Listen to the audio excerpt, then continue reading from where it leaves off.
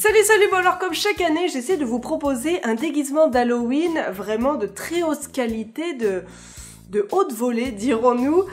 J'essaie de vous proposer en général le costume de dernière minute ou alors au rabais, voilà. On va dire que c'est au rabais de dernière minute et je vais faire ça aujourd'hui. Et comme il m'arrive régulièrement des petites mésaventures que j'appellerai des camillades, c'est en gros mes petites boulettes. Et je me suis dit, bah pourquoi pas vous les raconter en me déguisant de la plus belle des façons. Premier costume, parce que oui, cette année j'en fais deux, parce que c'est vraiment très très élaboré cette année. Chaque année je me dis, tiens, je pourrais le proposer celui-là, mais je trouve toujours une autre idée. Vous êtes pas prêts à voir ce que vous allez voir. Attention, je préviens tout de suite, c'est surélaboré. 3, 2, 1. Un fantôme, voilà.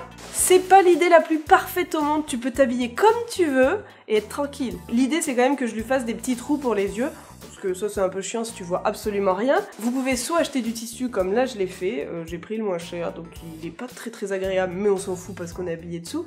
Sinon à la base je voulais utiliser un vieux drahouse blanc qu'on avait à la maison, mais vu qu'on a encore des invités, ils dorment dessus. Je me suis dit que c'était pas très sympa pour eux que d'un coup il y ait 2 trous dans leur drahouse. Donc j'ai fait un investissement sur l'avenir. On a plusieurs parties d'Halloween, donc il est possible que je sois un fantôme pour l'une de ces soirées. Et je vais quand même percer les yeux avec vous. Alors, faut que je trouve un stylo. Il est là. Ok, pendant que je fais les petits trous pour les yeux, je vais commencer à vous raconter mes petites camillades. Celles que je vais raconter se ciblent sur à peu près une année. Je vous les partage d'ailleurs très régulièrement sur Instagram, donc n'hésitez pas à aller me suivre pour en avoir un peu plus, des petites croustillantes qui arrivent comme ça. D'ailleurs, commençons par la toute dernière qui m'est arrivée. J'ai fait très fort d'ailleurs, je trouve. Ceux qui me suivent sur les réseaux sociaux savent qu'on est parti au Mont Orford ce week-end pour voir les couleurs. On loue une voiture, on s'en va, on passe un week-end plutôt sympa. On revient, et puis moi le lundi, je reprends ma semaine, voilà, de façon normale, j'avais des trucs à faire. Sauf que le lundi midi, j'étais en train de manger avec Marion, et Ben m'appelle en me disant « Hey, t'aurais pas oublié quelque chose ?» Non. Bah si, t'aurais pas oublié de rendre la voiture? Ah bah si. Ah bah oui, j'avais complètement oublié cette voiture.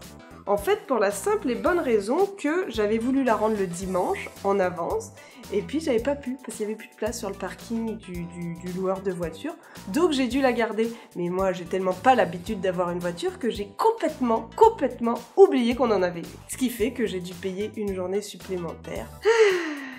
Ouais. Je vous cache pas que ça m'a énervé, hein. Particulièrement énervé. Mais bon, que voulez-vous? Yo, j'ai fait le premier œil, je l'ai coupé à la perfection, je trouve. Dans le même genre, j'ai déjà loué une voiture, mais pas pour le bonjour. Quand je suis arrivée pour la louer, c'était avec Marion. Il me dit, mais on n'a pas de réserve à votre nom. Bah si. Et puis en fait, bah, c'était pour le lendemain. Yes, bien joué Camille. Oh merde, c'est pas du tout la même taille d'œil. Pas du tout la même taille d'œil. Oh non. On va agrandir le premier. C'est là où ça commence à très mal partir. Camillette suivante qui est encore à propos d'une réservation. Je pense qu'en fait il faut jamais me laisser réserver quelque chose. Là je réserve pour aller faire du camping avec des amis et puis qu'au moment d'arriver sur le truc de location, la personne nous dit mais où est votre caravane? Bah on n'en a pas, nous on a une tente. Et bah en fait j'avais réservé un emplacement pour camping-car au lieu d'un emplacement pour tente. Moi je savais pas. Moi j'avais juste vu que sur un emplacement pouvait y avoir de l'électricité et de l'eau. Je me suis dit ok bah c'est cool, on pourra se brancher à de l'électricité puis avoir de l'eau. Bah non, en fait c'était le raccordement eau et électricité pour un camping-car. Voilà, depuis je le sais, et peut-être que ça vous évitera de vous faire avoir, parce que voilà, moi je pense que tout le monde n'est pas féru de camping et très au fait. Je sais pas comment agrandir cet œil, j'ai excessivement peur de faire une connerie. Je peux pas parler en même temps, faut que je me concentre. On n'est pas pire, on essaye. Je trouve ça à côté malaisant parce que j'ai un peu l'impression de faire partie du Ku Klux Klan, mais en même temps je trouve ça trop cool. Non c'est sûr, au moins une de mes soirées j'y vais comme ça. Je sais pas si on m'entend. Je disais qu'en plus je peux garder mes lunettes et en général chaque costume je suis obligée de les enlever, ce qui est très chiant, mais là je peux les garder. Mon chat me regarde très bizarrement. Ça va mon chat? C'est complètement débile hein, mais je trouve ça génial comme déguisement. Si jamais vous vous déguisez en fantôme, envoyez-moi vos photos sur Instagram. Voilà, faites une story, taguez-moi dessus, je les repartagerai. J'adore l'idée. Il n'y a pas plus simple comme costume, mais en même temps c'est cool. Et puis en plus tu peux t'habiller comme tu veux, ça prend 2 minutes à faire. un petit peu plus si t'es comme moi et que tu sais pas faire des yeux à la même taille. Mais voilà, on a un premier costume d'Halloween. Le deuxième permet aussi de pouvoir s'habiller en étant confortable, en restant au chaud. Le mot d'ordre, c'est se déguiser. Cette année, je fais pas spécialement peur. Là, on mise sur quelque chose de, voilà, un peu moins effrayant, mais confortable. Pendant que je me prépare à vous montrer quel est mon déguisement suivant, je vais vous raconter une autre de mes petites camillades, mais là, à la limite, c'est bien fait pour ma gueule. Voilà, je peux le dire que comme ça, hein. Je l'avais déjà dit en vidéo que les Français traversent au feu rouge, qu'ici les gens attendent, etc. Ce que j'avais un peu oublié de dire, c'était que ici, on peut se prendre un PV, un procès verbal, une amende, une contravention si on traverse au feu rouge, qui coûte un peu cher. J'ai toujours entendu parler de ça, mais ça m'est jamais arrivé. Sauf que l'autre jour, eh ben ça m'est arrivé.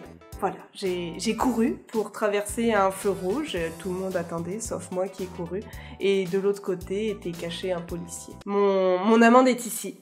C'est 48 $ pour ceux qui ne le savent pas, voilà, ça fait vraiment, vraiment mal. Ça fait chier, hein, on va se le dire comme ça. D'autant plus que j'ai couru parce que j'allais être en retard. Et si vous me suivez sur Instagram, parce que je le répète souvent, je suis toujours ultra ponctuelle, ultra à l'heure, même en avance. Mais je travaille avec des gens qui ne savent pas être à l'heure, donc j'attends toujours entre 5 et 30 minutes, voire des fois même 1 heure. Ça m'est déjà arrivé.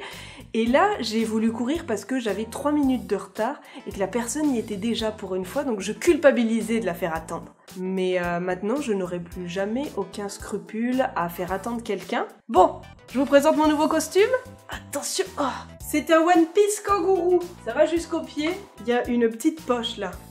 J'ai un réservoir ici.